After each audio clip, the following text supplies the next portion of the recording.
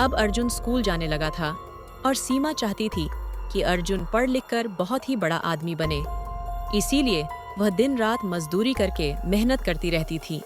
एक दिन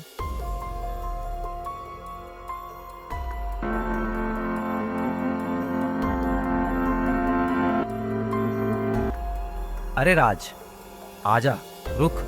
मैं अभी अपनी कॉपी लेकर आया, तब तक तू कमरे में बैठ।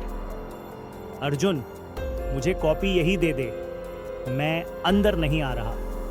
वो तुम्हारी माँ को देखकर मुझे बहुत डर लगता है और रात को नींद भी नहीं आती।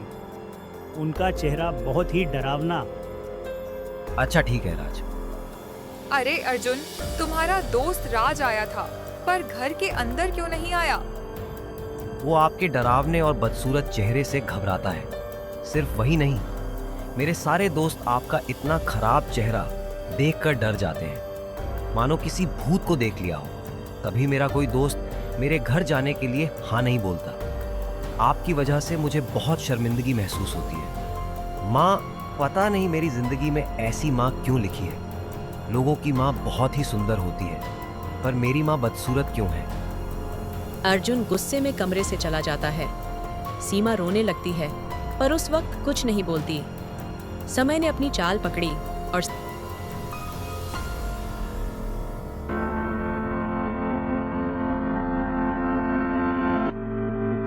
सीमा की मेहनत से अर्जुन पढ़ लिख कर एक ऑफिस में नौकरी पर लग गया। सीमा को लगा कि शायद अब उसकी किस्मत के दिन पलटने वाले हैं। अर्जुन की नौकरी लग गई है और अब वह घर का खर्च भी उठाएगा और सीमा को आराम मिलेगा।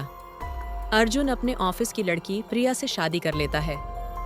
सीमा बेटे की खुशी के खातिर कुछ नहीं बोलती। एक दिन अर्जुन ऑफिस के काम से बाहर गया होता है। प्रिया अपनी कुछ सहेलियों को घर बुलाती है। माँ जी, आज मेरी कुछ सहेलियाँ लंच पर आ रही हैं। आप प्लीज उनके सामने अपना यह बदसूरत चेहरा लेकर बिल्कुल मत आना, वरना मुझे सबके सामने शर्मिंदा होना पड़ेगा। एक काम करो, आप अपना मुंह ढक लो, जिससे कि मेरी सहेलियों को आपका चेहरा नजर नहीं आएगा। आप जल्दी से सारा लंच बनाकर रख दो, तब तक मैं तैयार होकर आती हूँ। मेरी सहेलियाँ आने ही वाली हैं। बेचारी सीमा कुछ नहीं बोलती और उदास मन से रसोई में खाना बनाने चली जाती है। दोपहर में प्रिया की सहेलियां लंच पर आती हैं और खाना खाने बैठती हैं। तभी सीमा वहां सब्जी का कटोरा लेकर आती है और जब वह एक लड़की को सब्जी देने लगती है। ये कौन है? अरे, ये मेरी नौकरानी है। अच्छा, तो खाना इन्होंने बनाया है। बहुत ही स्वादिष्ट खाना बनाया आपने। तीखे मुंह से नौकरानी सुनकर सीमा घबरा जाती है और उसके हाथ से सब्जी लड़की के कपड़ों पर गिर जाती है। लड़की सीमा का मुंह देख लेती है और डर जाती है। उसकी चीख निकल जाती है। इतना बदसूरत चेहरा, मुझे नहीं खाना इसके हाथ का खाना। फ्रेंड्स, आपने इनका चेहरा देखा है। अगर देखोगे तो 10 दिन तक सो नहीं पाओगे। अरे ऐसे कैसे? तुम लोग जा सकती हो, खाना तो पूरा खाकर जाओ। नहीं, हमें अब भूख नहीं है, हम लोग अब चलते हैं। प्रिया गुस्से में कहती है। करा दी ना मेरी बेइज्जती, मेरी सहेलियों के सामने। मैंने कितनी बार कहा था अपना ये मनहूस चेहरा मेरी सहेलियों के सामने बिल्कुल मत लाना, पर आपने मेरी एक नहीं मानी। आने दो अर्जुन को, मैं अब इस घर में एक पल भी नहीं रह सकती। अर्जुन के आने के बाद प्रिया तरह तरह की बातें बनाकर सीमा के खिलाफ उसे भड़काती है। अर्जुन, अब मैं एक पल भी इस घर में और नहीं रह सकती। अगर तुमने अलग रहने का फैसला नहीं लिया तो मैं तुम्हें छोड़कर अपने मम्मी पापा के पास चली जाऊंगी। माँ, हम अब आपके साथ नहीं रह सकते। हमारा भी अपना जीवन है, हमारा भी अपना अलग परिवार बनेगा। जब हमारे बच्चे होंगे और अगर ये बदसूरत चेहरा देखेंगे तो शायद वो भी शर्मिंदा होंगी। इसीलिए यही सही रहेगा कि हम आपसे दूर हो जाएं। पर अर्जुन बेटा, मैं तुम्हारे बिना कैसे रहूंगी? मेरा तो जीवन ही तुमसे है बेटा। मेरी तो हर सुबह हर शाम तुम्हें देखकर ही होती है। तुम्हारे बिना मैं जिंदा नहीं रह पाऊंगी। मेरे बेटे, मुझे छोड़कर मत जाओ। अर्जुन सीमा की बात को नहीं मानता और प्रिया के साथ अलग घर में रहने चले जाता है। सीमा अर्जुन के जाने से बहुत दुखी हो जाती है। अर्जुन के बिना जीवन कटना सीमा के लिए एक सजा थी। अर्जुन ही तो था जो उसकी जीने की आस था। अर्जुन के जाने के दुख से सीमा बीमार रहने लगती है। उधर अर्जुन प्रिया के साथ दूसरे घर में रहने लगता है। एक दिन अर्जुन ऑफिस में होता है, तभी उसे अचानक हार्ट अटैक आ जाता है। उसके मुंह से मान शब्द निकलता है।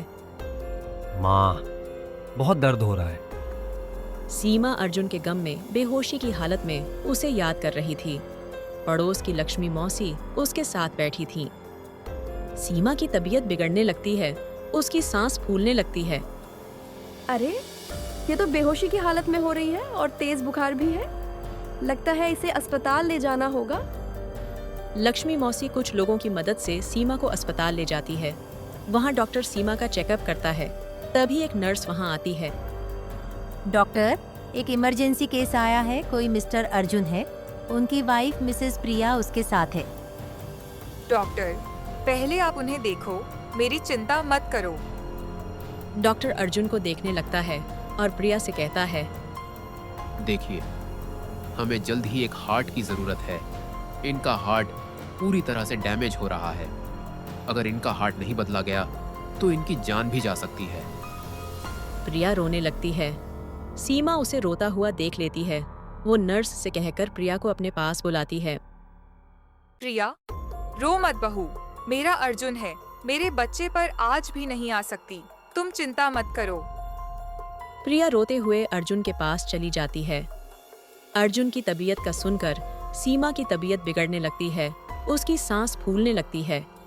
वो डॉक्टर से कहती है, डॉक्टर, मुझे पता है मैं अब नहीं बचूंगी। आप मेरा एक काम करना, मेरा यह दिल मेरे बच्चे को दे दो। मेरे अर्जुन को बचा लो। कुछ समय बाद अर्जुन की तबीयत में सुधार आता है। Oh good. मिस्टर अर्जुन, अब आप कैसा फील कर रहे हैं? आप बिल्कुल खतरे से बाहर हैं। डॉक्टर ने कहा आपको कुछ ही दिनों में छुट्टी मिल जाएगी। प्रिया, मुझे किसने बचाया? मुझे बताओ। उनका मुंह पर एक बहुत बड़ा एहसान है। अर्जुन, आपकी माँ अस्पताल में थी जब आपको लाया गया। उनकी तबीयत बहुत ज्यादा खराब थी। जब उन्होंने आपके बारे में सुना, आज जो दिल आपके अंदर धड़क रहा है वह आपकी माँ का है। माँ, इतना बड़ा बलिदान मुझ पापी के लिए क्यों? माँ, क्यों? मुझे माफी मांगने का हक भी नहीं दिया। माँ, मेरी जिंदगी बचाने के लिए तुमने अपनी पूरी जिंदगी लगा दी। माँ, मुझे माफ कर दो। मुझे माफ कर दो। अर्जुन बेटा, तुम अपनी माँ के बलिदान का कर्ज जीवन भर नहीं चुका सकते। तुम अपनी माँ के जिस चेहरे को बदसूरत कहते थे, उस चेहरे पर जले का निशान बचपन में तुम्हें आग से बचाते हुए सीमा को मिला था। वो खुद आग की चपेट में आ गई थी, पर तुम्हारी माँ ने तुम्हें कुछ नहीं होने दिया।